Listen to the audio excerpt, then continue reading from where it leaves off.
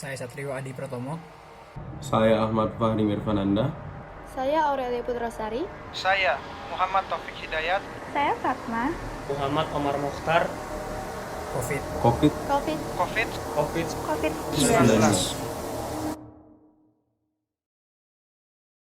Yaitu pendekan dari Coronavirus Disease 2019 adalah penyakit infeksius yang menyerang sistem pernapasan manusia dan pada akhirnya menyerang sistem-sistem vital lainnya. Kata infeksius memberikan gambaran bahwa penyakit ini disebabkan oleh masuknya bibit penyakit ke dalam jaringan tubuh. Dalam hal ini SARS-CoV-2 atau biasa disebut virus corona. Pada dasarnya, virus corona tak lebih dari kompleks partikel organik yang berkelana dan mereplikasi dirinya pada dan dengan alveolus manusia. Simpelnya, membajak. Pada dasarnya, hal-hal yang ditimbulkan oleh proses replikasi virus ini tak bisa dipandang sebelah mata. Memang terdengar seperti masalah biologis tingkat individual saja, tapi jika kita runut lebih jauh, kita akan menyadari bahwa masalah yang ditimbulkan virus corona ini memiliki spektrum yang sangat luas. Meskipun negara Indonesia telah berdiri selama 74 tahun, tradisi, budaya, dan norma yang eksis di tengah masyarakat Indonesia sudah terbentuk jauh sebelum kemerdekaan. Bisa dibayangkan sekental apa identitas masyarakat Indonesia. Kita bisa dengan mudah menebak gambar ini, dan ini adalah gambar masyarakat Indonesia. Jika kita amati, kita tak menemukan pemandangan seperti ini beberapa minggu yang lalu hingga beberapa waktu ke depan sejak virus ini mewabah di Indonesia. Seakan-akan kita tidak sedang melihat Indonesia. Kenapa partikel non-hayati berukuran nano yang bernama virus corona ini membuat siapa saja yang melihat Indonesia menjadi pangling? Apakah ini jadi awal kemunduran sosial di Indonesia? Atau malah jadi ajang metamorfosis sosial budaya menjadi lebih baik? Apa solusi terbaik dalam menghadapi kondisi ini?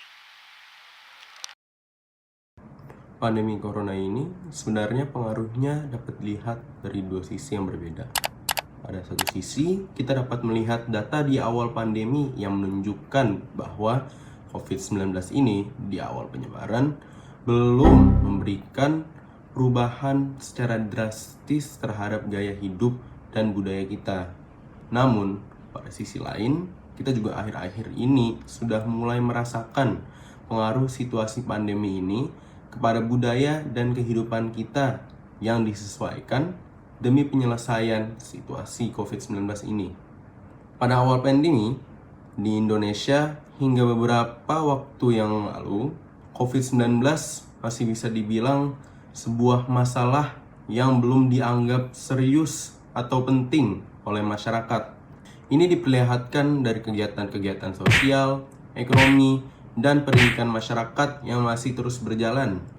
Kita seakan-akan hidup seperti biasanya dan tidak menyadari adanya masalah yang sangat kritikal di lingkungan kita. Ada pula remaja-remaja yang masih berkumpulan di mana-mana dengan teman-temannya, dan ada juga yang masih bisa berpergian ke pusat belanja dan kemana-mana. Bahkan masih ada juga yang berliburan ke luar negeri, sedangkan kondisi di luar negeri sudah sangat memprihatinkan. Bisnis dan pekerjaan perkantoran juga berlangsung seperti biasa. Pemerintah juga pada saat itu belum ada tindakan yang konkret untuk mengatasi situasi ini. Mereka hanya memberi himbauan yang mayoritas dari masyarakat, yaitu kita, abaikan. Lama-kelamaan, COVID-19 di Indonesia menyebar secara marak. Pemerintah akhirnya mengadakan kebijakan PSBB, yaitu pembatasan sosial berskala besar. Namun masyarakat pada awalnya masih banyak sekali yang belum mengikuti peraturan tersebut, seperti kasus ini. Hari pertama penerapan pembatasan sosial berskala besar atau PSBB di ibu kota, masih banyak pelanggaran yang ditemukan di lapangan. Sejumlah pengendara sepeda motor pada Jumat pagi masih banyak yang berboncengan. Pengemudi ojek online juga masih berkumpul tanpa menghiraukan physical distancing. Pelanggaran penerapan PSBB oleh pengendara roda 2 banyak terjadi di Bundaran Patung Kuda Tamrin, Jakarta Pusat. Karena sikap masyarakat seperti ini yang menghadapi COVID-19 di awal-awal seakan-akan menganggap ringan dan tanpa penanggulangan atau pencegahan, maka konsekuensi yang didapatkan menjadi lebih terasa. COVID-19 mulai memakan korban jiwa dan masyarakat pun ikut merasakan dampaknya ke kehidupan dan kebudayaan sehari-hari. Nah, seperti tadi yang sudah dibahas, Corona ini kan memiliki dampak juga bagi kebudayaan dan kebiasaan orang-orang Indonesia. Dulu, di setiap akhir pekan, seluruh jalanan penuh dengan orang-orang yang ingin refreshing ke restoran. Dari berbagai kalangan, seperti orang tua dan remaja, mereka keluar untuk menghilangkan rasa capek mereka dan bertemu teman-temannya. Karena memang budaya kita yang suka berkumpul, bersosialisasi, dan lain-lain. Tetapi, setelah adanya wabah dan ditambah program pembatasan sosial berskala besar atau yang disebut PSBB, orang-orang yang tadinya suka nongkrong di restoran, sekarang tidak ada lagi.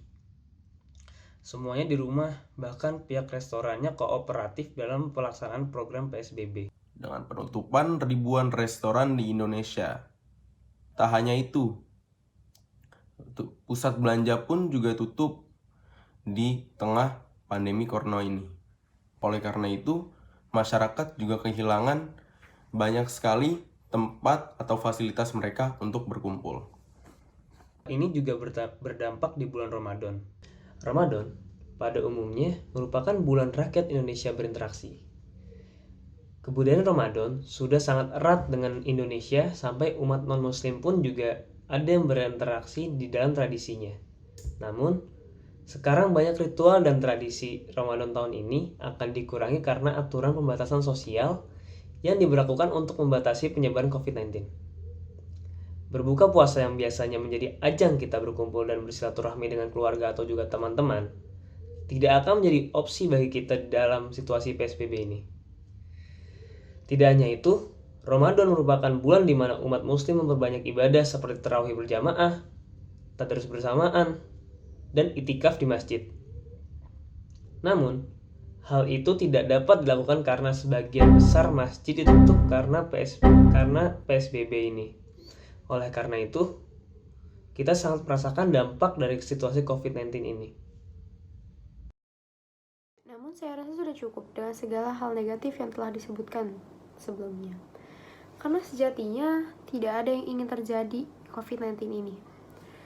Dan PSBB memang dilakukan untuk pembatasan aliran mata uang, logistik, dan yang paling utama adalah interaksi antar manusia. Ya mungkin sekilas akan terlihat betapa ini merugikan bagi budaya Indonesia. Karena sejatinya budaya Indonesia sangatlah bergantung pada persatuan dan kesatuan. Seperti Bhinneka Tunggal Ika atau bersatu kita teguh, bercerai kita runtuh. Namun ternyata ada loh budaya-budaya baik Indonesia yang sebenarnya sudah lama tidak ada, muncul lagi sekarang pada masa pandemi COVID-19 ini. Buktinya adalah jika kalian mengetik donasi COVID-19 di halaman browser Anda, maka akan terlihat banyak sekali website-website penggalang dana. Dana ini dikumpulkan oleh seluruh warga Indonesia dari Sabang sampai Merauke. Salah satu contoh platformnya adalah kitabisa.com. Di sini dapat kita lihat bahwa dana yang sudah terkumpul sampai hari ini telah hampir 861 juta. Bayangkan, ini hanya dari satu platform penggalang dana. Dan seperti yang sudah kita lihat tadi, bahwa banyak platform-platform lain yang menyajikan ini. Apa yang bisa kita simpulkan dari kejadian tersebut? Kejadian tersebut membuktikan bahwa telah adanya rasa senasib yang dirasakan oleh seluruh warga Indonesia, yaitu rasa saling kesulitan dalam menghadapi COVID-19. Mungkin perasaan ini tidak pernah kita rasakan sebagai generasi muda, namun nenek moyang kita dulu sebelum masa kemerdekaan pasti pernah merasakan hal ini. Selain itu, ada pula dampak positif yang dapat kita ambil dari pandemi COVID-19 ini. Dengan adanya pembatasan komunikasi, kita dituntut untuk belajar lebih mengenai teknologi-teknologi komunikasi yang ada pada masa ini. Dengan mempelajari teknologi tersebut, kita pun dapat berkembang menjadi bangsa yang dapat mengikuti perkembangan dunia. Dengan itu, maka terciptalah generasi-generasi yang mampu menunjang Indonesia di kancah dunia untuk masa depan.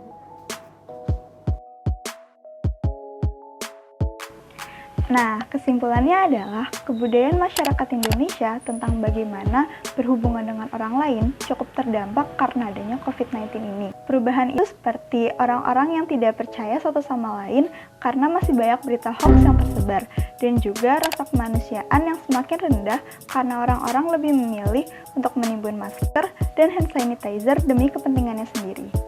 Tetapi sebenarnya jika dilihat lagi, masih banyak orang baik yang berusaha menjaga eksistensi kebudayaan kita, seperti budaya gotong royong dan saling membantu sama manusia yang membutuhkan. Sebenarnya apa sih yang bisa dilakukan masyarakat, terutama mahasiswa seperti kita, agar kebudayaan Indonesia seperti keramahan dan gotong royong dapat tetap terjaga? Pertama, pilih informasi yang kita dapatkan. Cek kebenaran informasi tersebut karena masih banyak informasi hoax yang tersebar. Jangan mudah percaya dengan berita-berita yang masih belum jelas sumbernya. Kedua, jika memiliki rezeki yang lebih, tidak ada salahnya untuk membantu memberikan donasi, baik untuk masyarakat-masyarakat kecil yang tidak dapat melakukan pekerjaannya, maupun tenaga medis yang kekurangan APD. Ketiga, ikuti anjuran pemerintah untuk tetap di rumah saja. Tetapi dengan tetap di rumah bukan berarti hubungan komunikasi dengan teman ataupun orang lain terputus begitu saja. Jangan lupa untuk tetap berhubungan dengan orang-orang di luar sana dengan bertanya bagaimana kabar mereka dan bagaimana kehidupan mereka saat ini. Setelah tahu apa saja yang dapat dilakukan oleh mahasiswa dan masyarakat, cobalah untuk melakukan hal-hal yang sudah dijelaskan agar eksistensi budaya Indonesia tetap terjaga walaupun perubahan-perubahan sudah mengancam. Terima kasih semua.